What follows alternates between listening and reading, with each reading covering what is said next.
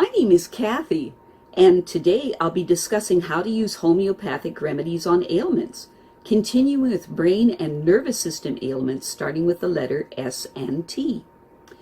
But before I do this, I wanted to let you know that because I have a great many videos now on many different topics, that I've decided to make several different video playlists so that it's easier to find the videos of greatest interest. So please check out my playlist page. Please refer to my How to Use Homeopathic Remedies video before using the material in this video. I'll be discussing how to use homeopathic remedies on specific ailments, but I've broken these ailments down into categories for easier reference.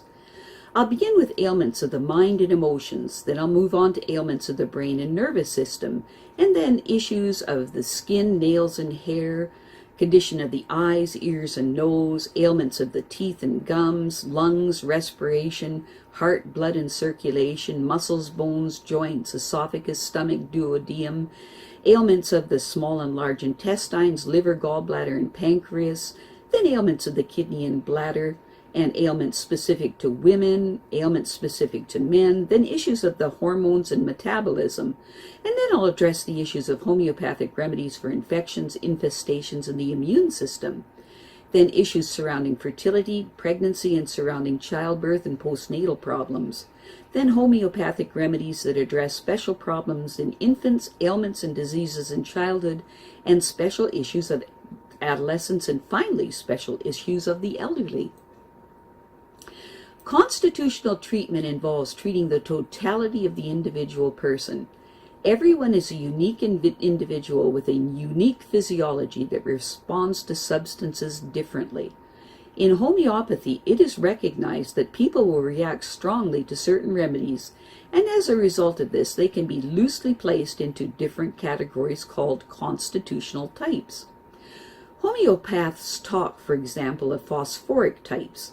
These are people who react strongly to phosphorus, or arsenicum album types, those who react strongly to arsenicum album. The belief is that people of one type share similarities in terms of body shape, character, and personality, and the sorts of diseases from which they suffer. As an example, natrum mur people tend to be pear-shaped, have a dark complexion, be fastidious and rigid in personality, and keep themselves to themselves. They also crave salt and suffer from constipation. As another example, lycopodium types tend to be tall, gangly, and of stooped appearance, with an anxious expression and a craving for sweets, and a propensity to produce intestinal gas.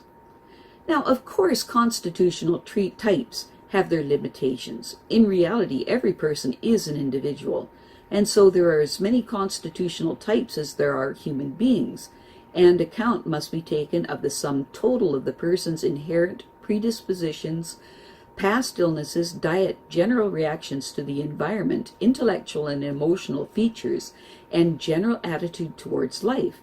That is what is meant by constitutional treatment.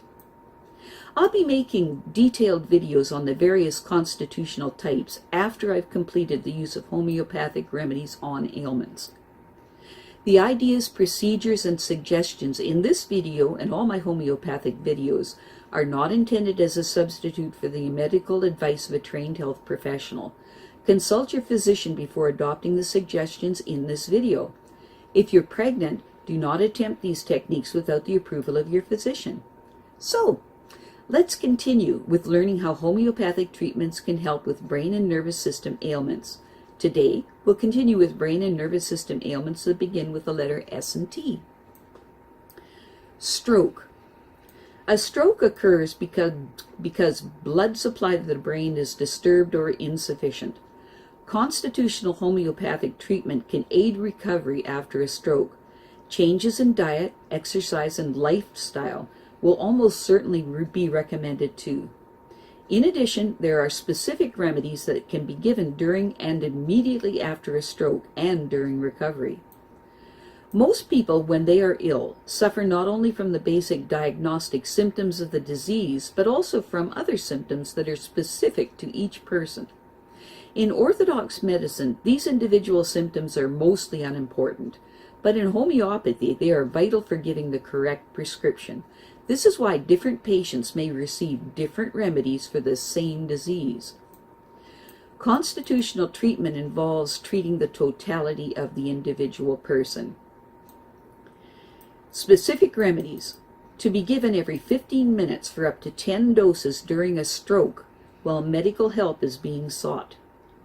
For a stroke patient where the face is hot and flushed, with a headache and the eyes are wide and staring, use Belladonna 30C. At the first sign of a stroke, especially if brought on by a heavy meal or alcohol, use Nux 6C. For a stroke patient that is panicking and afraid of dying once they realize what is happening, use Aconite 30C. In the later stages of a stroke, where the person is lapsing into unconsciousness and their face is bluish and congested, and the breathing is heavy and labored, use Opium 6C. Specific remedies, to be taken 4 times daily for up to 2 weeks immediately after a stroke. Use Arnica 6C. Specific remedies, to be taken 4 times daily for up to 3 weeks during recovery after a stroke. If the person is elderly and is physically and mentally weak, use Baryta 6C. For the stroke patient where the main after effects are numbness and trembling, and there is an inability to speak with pain at the back of the head, use Gelsemium 6C. For the stroke patient whose speech is very slow, use Lachesis 6C. For the stroke patient whose speech is unintelligible and with the tendency to clutch the private parts, use Hyoscyamus 6C. For the stroke person that is clearly depressed, use Aurum 6C. Trembling and twitching. Trembling and twitching in the absence of other symptoms where involuntary trembling and twitching may be due to a drug side effect, especially if you've just been put on a new drug, or withdrawal from alcohol or caffeine poisoning after drinking too much tea or coffee, or a symptom of Parkinson's disease, where tremors are worse when resting, or rheumatic fever, where involuntary jerking of hands, arms, and face happen, and where the joints are painful and swollen. If shakiness is a part of a general picture of nervousness and tension, constitutional homeopathic treatment could be very helpful. Most people, when they're ill, suffer not only from the basic diagnostic symptoms of the disease, but also from other symptoms that are specific to each person. In orthodox medicine, these individual symptoms are mostly unimportant, but in homeopathy, they are vital for giving the correct prescription. This is why different patients may receive different remedies for the same disease. Specific remedies, to be taken 3 times daily for up to 2 weeks. If the person jerks during the first sleep and has frightening anxiety dreams, use Belladonna 30C. If the person experiencing violent jerking or great restlessness during sleep, use Sulphur 6C. If the person experiences marked twitching and rhythmic spasms, use Agaricus 6C. If the person experiences involuntary writhing movements, and the person wakes up in a fright, especially after receiving a terrible shock, use Stramonium 6C. If the person is weak and shaky as if with a flu, use Gelsemium 6C. If the trembling gets worse with strong emotions, use Ignatia 6C.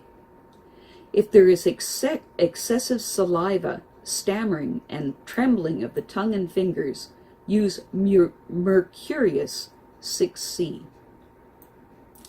I have a great many videos now on many different topics, and so I decided to make several different video playlists so that it's easier to find the videos of greatest interest. So please check out my playlist page. Well, that's it for now. To stay up to date with my latest videos, make sure to subscribe to this free YouTube channel by clicking the red subscribe button right below this video. Take care.